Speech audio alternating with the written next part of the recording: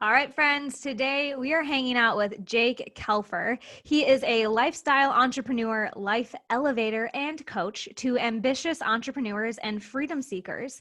And he helps people create incredibly impactful and profitable businesses. He is a best-selling author of Elevate Beyond and Elevate Your Network, which are high energy motivational pieces. And he also speaks on those topics.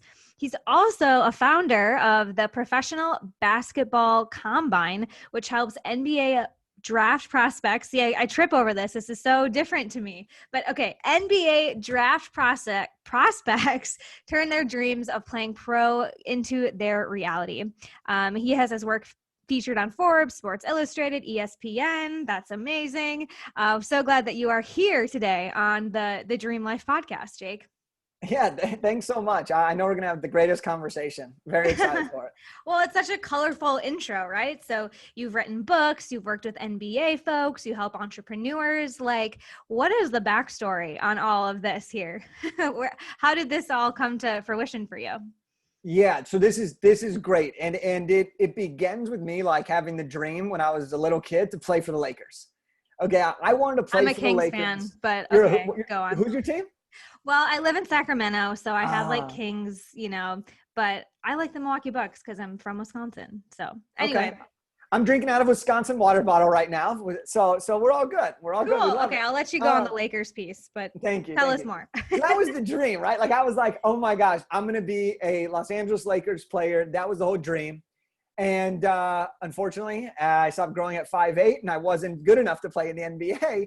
So I said, well, I'm going to work for NBA players. And my first job out of college was working for Los Angeles Lakers. And while I was there, I had an incredible time, met some incredible people, but really had a moment where I realized that I wanted to make a bigger impact than what I was currently doing in my job. And that led me to writing my first book. Ended up launching that when Kobe Bryant retired, kind of like a serendipitous moment. Is like I had grown up with Kobe, he retired, I retired, I launched my book, it became an Amazon bestseller, I traveled all over the country, got invited to speak in China, and things started to happen, but I was missing the sports. So I was like, well, how can I help athletes, how can I help people achieve their true potential in the game of basketball? So I created an event that has helped now over 70 guys sign their first contract in 30 plus countries around the world. And from there, people started saying, well, Jake, how did you do this? How did you build these businesses in different industries? Are there commonalities? What are the secret sauces? And I started coaching people. And now we really focus on coaching entrepreneurs who want to get to that six-figure mark. And we do it through connection.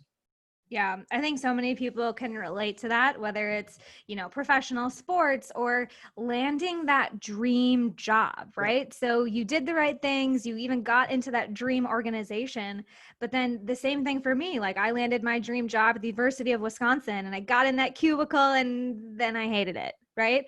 And so I think it's so important to recognize that dreams evolve and change. And it sounds like you're kind of a serial entrepreneur where you get into a business or a role, and then you're always looking for that next, that better. And I just want to honor that, because I know I talk to people who are like, I should just be content here. Like, this is the business I wanted. Like, I did it, but I guess I just have to try to like it harder. And it's like, no, you can change your dreams. You can evolve. You can jump from, industry to industry. And I'm curious if that was just something natural to you, or how you came to realize that you could jump from industry to industry. Well, I think, the thing that you just mentioned about me, which is constantly going to different things and always wanting more and trying to level up, that is a huge strength. But it's also been something that's prevented entire fulfillment. And for me growing up, I'm very ambitious, right? You can hear it in my voice. Like I have incredible energy and I always want to show up and perform. But my mom, she's a saint. She used to text me, live in the moment and enjoy the journey. And in the beginning stages of being an entrepreneur and a coach, it was let's go, go, go. Let's win, win, win. Let's see result, result, result. And let's keep going. But what I've truly realized is that success for me is about pursuing greatness relentlessly, pursuing it with that same ambition, but also enjoying every moment along the way. Enjoying the wins and the losses, enjoying the obstacles that pop up and the questions of what am I supposed to do now? realizing that the Mhm. doubt that I may have is only a moment in time, and that I can break through that to achieve something even greater on the other side. And that's brought so much more enjoyment and harmony into the work that I'm able to do for myself and for others. And I think that that's something so powerful that we can tend to lose sight on, is we can praise or look at other people and see what they're doing and think we have to do it their way to get where we want to go. Yes. In reality, we can use their systems and their processes with our own touch that makes sense for us. Yep. And so I love the direction that you've taken that so far in this conversation, because we have been able to give so much already. So I love what you were just asking there. Yeah. So are you just telling us to like enjoy the journey, Jake? I'm telling you to work your ass off, but Yeah. enjoy it in the process, right? And look, for me, I think this stems from my childhood. You know, I have two parents who I'm very grateful to have. I love them both dearly. And my dad and mom are both entrepreneurial in their own way. My dad has had his own business for as long as I've been alive. And my mom was a clinical social worker and taught at the USC School of Social Work. So I have her understanding of empathy and compassion and love and present moment living. And I have my dad's what it means to wake up at 5 a.m. and work my butt off to execute on greatness. And I know what it means to be a dad, and eventually for myself from my dad, because he never missed a single sporting event that I ever had from the time I was 5 till 18 years old. And so I've been able to blend those two together to really create life enjoyment, which I think is what we all seek in the pursuit of creating a big, successful business. Yeah. Yeah. And that's amazing that you were able to see your parents as role models and kind of take the strengths and the qualities and the mindsets that they had and, you know, make it into your own successful, weave it into your personal path. But one of the reasons why I started this show and what I do is because I didn't grow up with those types of role models. I love them. Like my parents are also saints, but they just had a very different perspective on life and work and how we should be. And so for me, I had to look outside of my immediate circle and do a lot of networking to get in the circles that would help me, you know, be an entrepreneur and stay this course. And I know this is something that you're really passionate about as well, is, you know, filling your network with resources and people that can continue to propel those strengths that you have, right? No matter where you're starting, it's always helpful to have people that push you forward. Would you agree? 100%. 100%. And I think networking is so key. So I know you wanted to dig into this, and I'm ready to talk about, you know, how we can find those cheerleaders, those team members, and the folks that, again, keep us on our path and moving forward. So where do we begin if we want to grow our network? So I think it's really important for us to understand something here, because let me ask you this. Would you agree that networking is key to your success? Absolutely. Would you agree that you can't have a romantic relationship with someone else if there is no connection? Correct. Would you agree that you cannot have a business without customers? Definitely. Would you agree that you cannot learn from a mentor if you do not have a mentor you are connected to? For sure. At the fundamental element of what we are doing in our life, both for personal enjoyment and professional growth, it stems to one truth: connection. That connection with ourself, with other people, is the way we are going to be able to create a life of freedom and happiness, which, when you ask anybody, is what do you want in life? I want to be happy and I want to have freedom. Yeah. Well, we know that the number one indicator to long-term happiness is our relationships. And we know the number one way to have freedom is through our relationships, because that grows and scales everything that we want to do. So we all understand that networking can be very important. But where we tend to see as a society networking go down by the wayside is we see networking as an obligation, not as something that's fun and exciting to participate in. Yeah. We see it as, oh, I don't have this personality. I don't want to network. I don't want to be a salesperson. I don't want to try to go slide into 100 million DMs and try to be this person that I'm really not. Right? And for me, I use the excuse like, I'm an introvert. That's so draining. And I love what you said about like the salesy piece, because before we get into like how to do this, I do just want to double down on this like mindset around networking, because I think like sales, it's kind of gotten a slimy reputation. And people come to me a lot and say, with their business, that they don't want to be selfish. Like they don't want to look like they're trying to be something that they're not, or they don't want to make it about them. Or if they get too good at this, they might be better than other people. And it's like, whoa. If you're going to like achieve anything, there's this quote by Zig Ziglar that in order to get what you want, you have to help enough other people get what they want. So all these people, even if the people you're looking at that you're jealous of, or you think that they're selfish, like that's your own projection.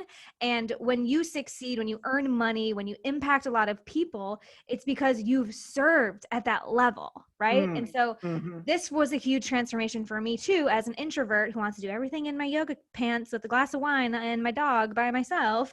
It's like, well, that's never going to get you to these levels on your vision board, Hanna, because you've got to reach masses. It's not just about you. So. Right. And you want to know what's really selfish? Back to you. You want to know what's really selfish when we talk about this? Is what's selfish is not giving people your greatness. Yes. What's selfish is reserving that for yourself and thinking that by not reaching out, you are actually being better for them, because then you're not bragging. But really all you're doing is not giving the world your greatness. And because here's the truth. When it comes to connection, there is no one style that is the best style. You want to know the best style? It's your style. Because we need to understand in our business that it's not about pleasing everybody. We are a people-pleasing society. We want to be liked, okay? Because one of our desires at our core is to be loved, to be heard, to feel complimented, to feel that we matter. And so one of the things that we do is we try to please everybody. We want to help everybody. We want everybody to like us. When in reality, if we're trying to grow and bring true depth and connection and have meaningful relationships, you know what it means is we don't need everyone to like us. We need the right people to love us. Right. We need the right people to be a part of our coaching programs. We need to attract those people into our life. And you know where that starts? With ourselves. It starts with how we connect with ourselves. And it starts with how we show up for other people by being our true style. Owning that style, living that style. And if people don't like your style, they aren't your people. Right. It's that simple. And so I think that's something super important to understand, is that you don't have to have the energy like I do. You don't have to have the calmness of somebody else. You need to have what works for you and use that to mix all the ingredients to bake the biggest cake. And that's when we start to really build the right relationships without the salesy approach, but with a sense of confidence and internal advancement. Yeah. Be you. Another great cliche that you shared with us, right? Like enjoy the journey and be yourself. But here's the thing about cliches that I always say, they're cliches for a reason, because they're tried and true. And we keep saying it until you get it, until you experience it. Right. And oftentimes with the cliches, until you're ready to hear it, you don't see it. Right? You hear it, but you don't understand it. You don't process it, which then leads us to one of the most important pieces of actual connecting with others. Is in order for us to truly connect with people, we have to ask the right questions. We have to ask the right questions, because oftentimes when we're prospecting, when we're trying to get mentorship, when we're even trying to date or find romance, we ask questions that feel safe, that are likely to lead to the answers we want. Okay? Where we need to ask the right questions that give us the answers we need. And those answers allow us to connect deeper, leads to more in-depth responses, and allow us to grow. So I think that's something that's really important as we talk, as we now start to like turn it into some tactical things, is asking incredible questions and then listening with the intent to process, validate, and understand, rather than the intent to respond. Yeah. And coaches know this. Coaches are literally bred to ask questions and then listen. And we know inside of our programs and with our clients, it's all about how good you can ask questions and guide them to their answers. And then for some reason, when we put on our marketing hat, it's like, do I pitch? I don't like this. It's like we lose that skill in some way. So I'm really excited for you to help us think about what those questions might be and how we do translate who we are into connections like you're talking about. For sure. So let's break it down. I mean, Hanna, let me ask you this. For everyone's listening, I'd love to break it down in terms of how do we approach either a prospect, or how do we approach what I call a 1-2 stepper, someone who is 1 to 2 steps above us, maybe a mentor, someone that we want to have a partnership with. Let's pick an avenue and break it down a little bit. Yeah. So I think listeners are thinking, clients, clients, how do I get clients? But I'm going to ask a better question and set you up to talk about these 1-2 steppers, because these are these strategic partnerships that I think make getting clients and attracting opportunities way easier, right? We've talked on the show about marketing and pitching and getting clients. But I love this 1-2 stepper approach, because this is where you can set up solid referrals and more what I would call like feminine marketing strategy, Mm-hmm. where people come to you because of your network. So let's go with Mm-hmm. 1-2 steppers, if that's what you're calling them. Yeah. One, two steppers, Yeah. and this is something that, I'm sure you talk about all the time is we need to be 1 to 2 step above our ideal client. We need to always make sure we're ahead to get them the result they desire, right? This is now us putting ourselves in that shoe for those people that are 1 to 2 steps above us in whatever aspect we're looking for, right? If we want to find a partner to eventually be in their summit, to be on their podcast, to have them promote us via their email list, whatever it may be, this is how we want to approach it. And the best way that we're seeing right now is Instagram. Okay, and we'll focus on Instagram just for specificity here. And It's the reason we're chatting, right? So it works. Yep. We started connecting through Instagram. I had heard you through a friend, and then reached out, and then connected on email as well, and connected all the dots. And so in Instagram, the number one question that we start to have is this doubt. Okay.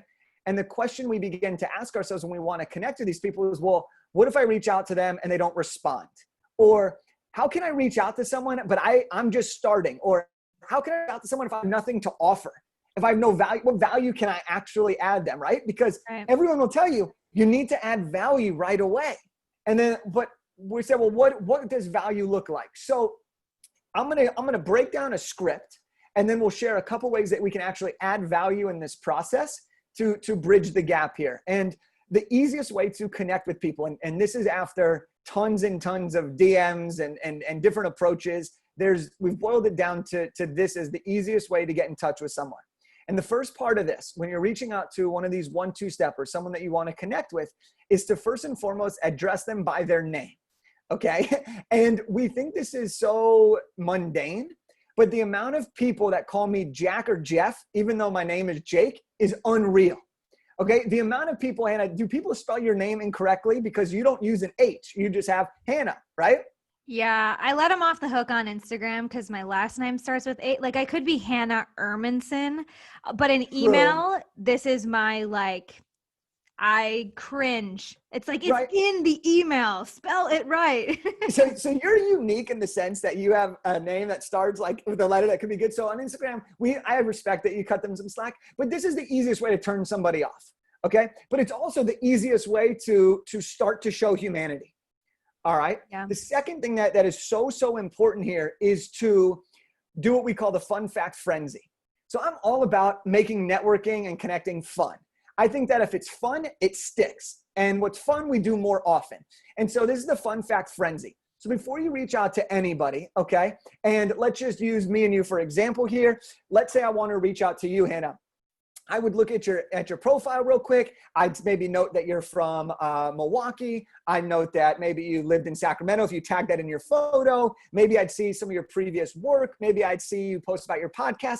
Any one of those things I can comment on in that initial DM, and immediately your guard drops 100%. Because instead of thinking, what does he want from me? You now start to say, oh, wow, do we know each other already? Like the change in our frame of our mindset is incredible through that one simple thing. And then the next thing that we do is, if we're trying to just connect with someone, is to let them know that we're very excited to connect with them, that we're looking forward to connecting with them, that we are excited to continue the conversation. And when you do that, address by the name, mention a fun fact, and open the conversation up, it allows you to start the conversation. Yeah, absolutely. And you'll find that people respond really, really well to that, because now what we've done is we've taken the million of spam messages and we've broken through the noise by having something intimate and by addressing them by their name. That person now feels like we're part of the team. But now the question becomes, well, you have these people, you started to reach out to them. How do you actually build the relationship? Like, what comes next, right? Well, what comes next is, how do you add value to these people? And the first way is by sharing how you found them or by complimenting them. Every person always asks, well, how did you find me? As coaches, we're programmed to find out, how did you find me? We want to know because we want to see what marketing channels are working. We want to see, did they get referred to us? We want to track our data. People will always ask you, and the more successful, the more you value them, the more they're going to ask these questions because they're probably having more people reach out to them. Yeah. So far, everything you're saying, Jake, I feel like also applies to prospects or clients that you want to work with. I think that, we made that distinction at the top, but so far, I feel like these are also the things that you want to approach a person that could work with. That could be in your program. Is that true? Yes, it's very similar. The one big difference is with a prospect, I like to ask a question right away and come from a place of an expert rather than a place of a connector. And so that's the big separation there. But it's great. It's a great point because look, at the end of the day, it's about having a human conversation with another human being and seeing if we're the right fit. Whether you're qualifying them or they're qualifying you, that's what we're trying to figure out. That's the business side of it, right? And so we want to, once we have a conversation rolling, we want to let them know how we found them, right? Hey, I was listening to your podcast with Jake and it was so fun. It totally hit me in this spot. Okay, that's really valuable because now I know you're listening to podcasts. We can share that. It's awesome. Another thing is to compliment them. Let's say you've purchased their book, downloaded their freebie, listened to their webinar, signed up for their masterclass, bought their low ticket item if they're running a sale or a program or something. Let them know that you invested in it. People love to communicate with their customers, right? If you have 100 people reach out to you and 3 of them talk about how they bought from you and the other 97 just mention how they search your Instagram, those 3 people are probably going to get a better response rate. Another way that we really recommend building credibility with a 1-2-stepper is podcast tag, okay? And podcast tag is, hey, you're watching this podcast right now, screenshot it on your phone, post it, tag both me and Hanna, and boom, now you're in our inboxes. You've now removed yourself from the request segment, and now you're in the inbox. We're also likely to share that, giving you more eyeballs and name recognition. Now, when you reach back out, we will have seen either your previous message or we will automatically get your new message and see that we already interacted previously. These are just some of the ways that we can start to create value and start to add more touch points in a way that serves both parties to advance the relationship. Yeah. The same thing is true for, like you're saying, like whatever you want from them. So I've used this to get featured in Forbes. I've like made warm fuzzies with editors on Twitter, and it's not, it's like, it's a longer game than just like one DM, right? It's like you share something of theirs, you comment on their tweet, you warm them up. And it is amazing how those like personal touches go a long way. And I love what you're saying about how like it's a person-to-person conversation. Like sometimes I have to reel clients in when they're getting like frustrated in the DMs or like people just aren't connecting with them. It's like, okay, well, who are you what's the mindset you're going on Instagram or wherever with? And they're like, I just got to hit my numbers. And I'm like, no. Like when we go out and look at our news feed, like, do they have a $sign on their forehead? Do they have can they help me? Again, this is where we have to make it less about ourselves and more about like the value and the community and like these longer term relationships that you can build. Because what you're saying, Jake, is not just like a one and done, in and out of your DMs, I get what I want kind of thing, right? For sure. I mean, everybody can win in this game. There is enough money to be exchanged, enough energy to be exchanged, enough people to help. And here's the other thing. Sometimes we get caught up in this, right? The looking at the $signs on their forehead, right? Is this a prospect that can pay me rather than is this Emily who I'm looking at, right? And sometimes we got to go back to remembering this. Me and you could sell the exact same thing. We could have the exact same bio, the same credibility, the same power statement, the same link tree, the same website, the same freebie, the same followers. We could have the same exact everything. But the minute you open your voice and the minute I open my voice, we are 2 completely different people, 2 completely different businesses. We could use the exact same coaches. We could use everything to the T. Everything would be the same. We will still attract different people based off of our personalities. And sometimes we get so caught up in competition of beating someone else that we forget that this game is collaboration.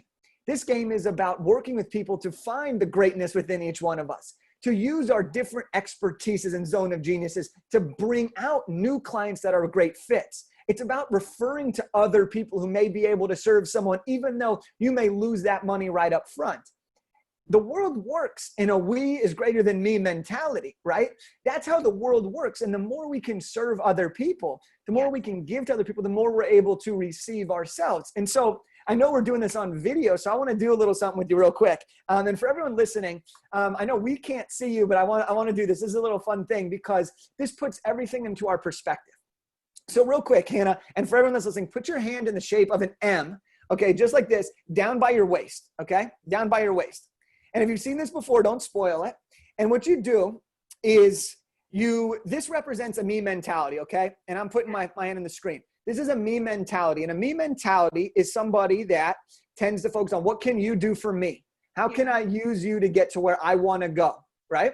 And we start to think about that. But and you start to grow, okay? And you start to grow and you start to raise your hand. So start to raise that M as high as you can, as high as you can. At a certain point, you're going to get stuck. Okay, you're going to get stuck because with a me mentality, you can only go so far. But the minute you change that me mentality to a we mentality, you can change that M into a W, flip it over, and then start to rise and see how much higher you can go and raise your hands as high as you possibly can. That is the true power of we is greater than me, because together we can have more fun. Together we can achieve more. Together we can make a life worth living and create a story that's worth telling. So that's a little fun thing that I thought would be really great. I love that concept because it brings it to life to show that there's always more when we're together. Yeah. Yeah. I mean, just so many golden nuggets in that. And I think that's like a great mic drop moment that really, puts the perspective in here. And everything is related. All of you yoga teachers and physical trainers, that like mind, body, spirit, like it's not random that we're built in these ways, right? So I think that's so important. And I think it's a huge shift for a lot of people who might be feeling frustrated or, like you said, caught up in competition. So I do want to put this into practice of how you like build this into your schedule or actually find the time, because there's so many things on our plates. How do you set aside time to just grow your network and build some of these relationships? Oh, I love this question. I love this question because we all know how important it is. Yet the first thing we do is networking goes down and down and down the to-do list every single day. And then we forget to do it. And then we're like, why aren't I getting more clients? Why don't I have more partners? Well, you're not having any conversations. So one of the easiest ways, if you find that this is something that you're struggling with, one of the easiest ways is to do something that we call habit stacking.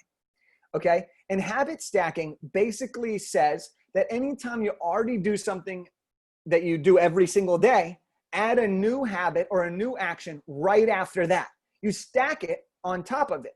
So for example, if you do your emails every day at 9 a.m. and you spend 30 minutes on emails, well, right after you close your computer, right after you close your inbox, you send 5 connection emails or you send 5 prospect DMs. Okay. Now it's programmed. Hey, every morning from 9 to 9:45 now, I check my emails and I'd send my DMs. It starts to become programmed. Now the key here, and this is super, super important of how to make this stick, is you have to stack it upon a habit that is related to what you are trying to add. For example, and I'm going to exaggerate here. If I said that I wanted to add 5 new DMs every single morning to potential prospects, and I said, well, I'm going to shower every morning and then I'm going to send those DMs. That's not going to happen. There's friction. You don't have clothes on. You're soaking wet. Your phone's not with you, or maybe it is, but it's hard. There's a lot of things that need to happen before you're ready. But if you say, I'm going to do it right after my emails, boom, now it's an automatic switch to put it in there. And so we really recommend stacking these top priorities with things that you're already doing in your day to day. I love that. Yeah. And I take it I didn't realize I was doing this, I guess, because I use Fridays as just kind of like clean up shop days and I don't have Yep. like a ton of meetings. So I just made a calendar event every Friday to like network because I Yep. had a little bit of the like resistance to it. So I just was like, all right, I'm gonna show up to this like a dentist appointment on Friday morning. I'm gonna do my networking time block. But it was also on a day that was like relevant and I was doing related activities. So I think Hmm. this is kind of the 1-2 punch to make sure that you make this a priority because it is something that compounds over time.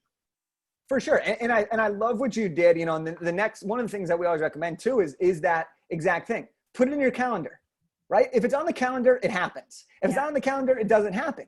We also make it a priority to put connection without your business on your calendar. So date nights, those go on your calendar, right? Your workouts, put them on your calendar. Your meditation, put it on the calendar. Your whatever it is, put it on the calendar so that you will show up the same as you would for a meeting that you don't even really care about, but you still Right. show up anyways.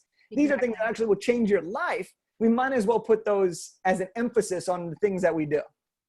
So good, Jake. This is like, yeah, seriously, you're like a dragon. You're spitting fire today. Um, so this is, yeah, really helpful. And I would just love to know a few last questions. So I think we got a Yes. lot of good stuff around the networking side of things, some really good actionable items. But aside from networking, for someone listening here who's like with it, like, yes, I'm going to make connections. I'm going to go for my dream life. I'm for it. What is one thing that they can do today to just get one step closer to their vision of dream life? Oh, I love this question. I love this question. Um, when I was releasing my first book, I had all of the doubts in the world of would it ever work? Would anybody ever read this? Would anybody buy from me? Who am I at 23 to write a career development book? And I had a conversation with my dad. And my dad said, everybody wants the shortcut. Everybody wants to see the end result. Everybody wants the fame, the success, the freedom, the wealth, everything. And he said, the only shortcut in life is to start now. And so anybody that is out there that you want it right now and you're ready to go, you just got to start today. Because starting today will create the ripple effect that'll create the dream life tomorrow. Yeah. And you have to understand in this pursuit is it's not about someone else's story. It's not about someone else's dream life that you're chasing. It's your dream life that you're chasing, and that's the right dream life. And when we realize that we don't have to compare our chapter 1 to someone's chapter 8, we can really stay focused, remove comparison. We can remove the guilt of having to work extra long hours or feeling that we're not showing up. And we can do the things that bring us joy in the present moment to create the dream life in the future. So well put. So well put. And on that note, Jake, how can people continue the conversation with you? Maybe slide into your DMs and learn more about what you do. Yeah, please slide into the DMs. Would love to be a practice example for you guys, leveraging everything. But my Instagram is at Jake Kelfer. That's the best way to reach out to me. And then when you get there, you can grab a free copy of my book, Elevate Your Network. So we have that available as a resource for anyone that listens to the show. Amazing. We'll make sure that we have links to your Instagram as well as some of your other sites in the show notes here. So thank you so much, Jake, for all of that. Everyone go out and be good and network. We didn't even say your network is your net worth. We'll leave it at that. And people can take that last cliche with them for the road. So friends, I'll be back next week with another inspiring guest that will help you make your dream life your real life.